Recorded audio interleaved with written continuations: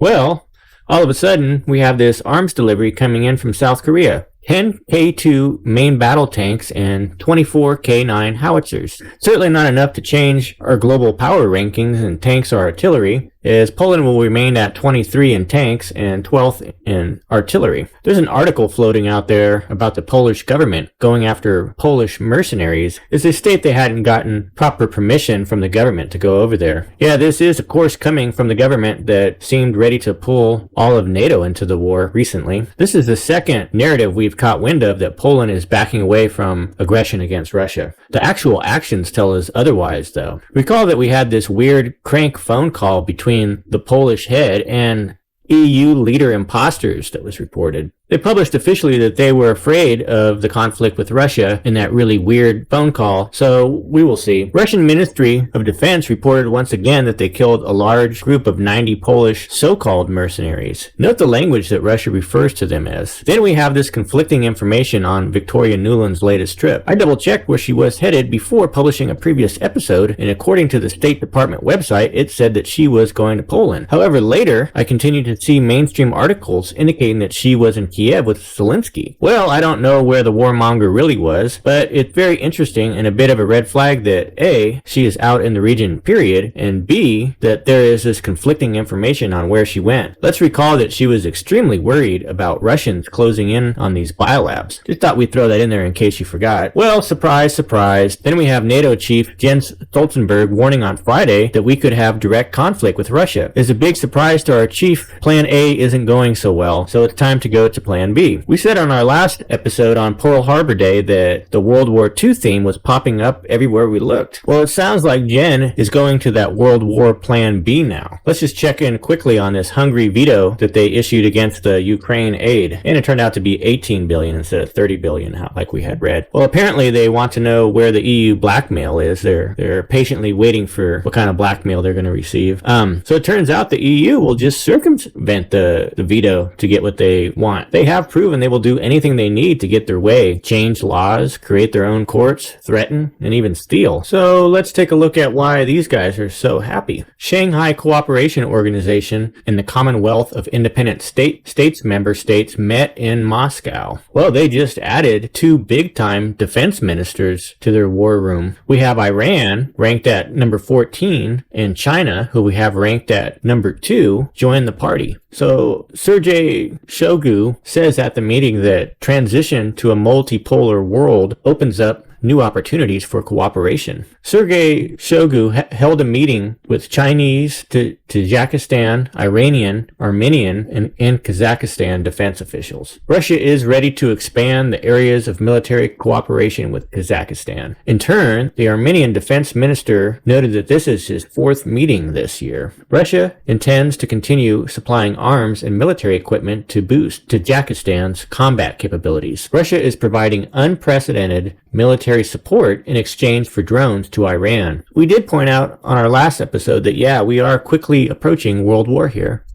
Ukraine went too deep past the Severodonetsk River. Ukraine was warned by the UK Defense Ministry not to advance too deep in that direction after they captured Kharkiv. Looks like they're in another death trap situation. It was reported that this is where Russia has deployed their most feared and brand new T-90M tanks. We reported that they had a new shipment sent from the factory last episode, but we didn't have any details on the numbers. Now we are hearing the number is a whopping 200 tanks. Note that Russia only had 100 of these tanks deployed to the front line to start the war. On the southern LPR front line, Russia is on the offensive toward Lyman. We are hearing that Ukraine is giving away territory without putting up much of a fight. The reports are that Ukraine is just backing up while taking moderate losses. There was a bit of a rare event. It was a missile strike launched by Ukraine deep into Russian-controlled territory that hit a hotel in Melitopol. There are more explosions and strikes launched today on Crimea. Russia has placed some truck weight limit on the bridge in Crimea as well. Sounds like they are concerned once again about an attack. Perhaps NATO has plans to invade and needs to cut off supplies from Russia. Odessa was struck once again, this time by missiles and drones yesterday. The grain deal is off, last we heard. This is following the series of drone attacks on Crimea. Odessa has been taking a pounding the past few months, and it sounds like this is an even more serious situation.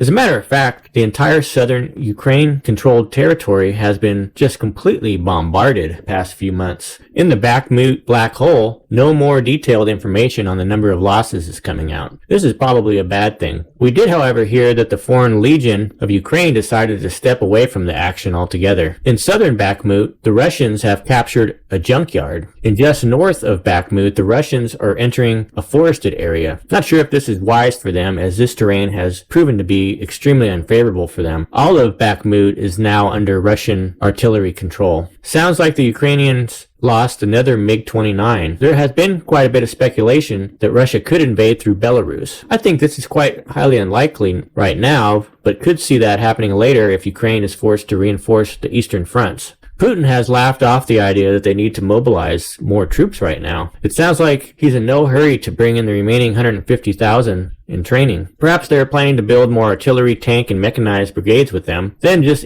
implement them at opportune times as the war unfolds. The way things are looking now, they might not need them at all, unless, say, Poland jumps in. Crumbling Soledar continues to be surrounded. Apparently they tried to reinforce with a new mechanized brigade and got massacred, and whoever was still alive had to retreat. Avdiivka was on fire. Ukraine is scrambling to send even more reserves into Donetsk to slow down the complete inevitable collapse of the front lines. We're also hearing that refugees are starting to show up at the rate of 100 per day in Germany. Russia continues to hunt down artillery units, air defenses, and rocket launchers. We believe that it's a bit of a tipping point in the war, as it seems that Russia has been able to destroy Ukrainian equipment way faster than it's coming in from the West, especially rocket launchers and air defense. Russia continues to use its air superiority over the Donbass region. I can see this tactic eventually spreading to other regions after they are done in the Donbass. Take a look at the reported equipment losses for Ukraine. I used to go over these in the updates, but that would take way too long at this point, as we'll probably just put it up on the screen moving forward.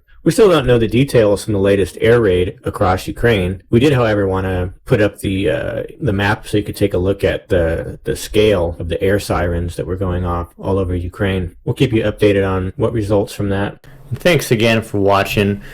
Please don't forget to subscribe and pound that like button. There's going to be a lot more coming. We're just getting started.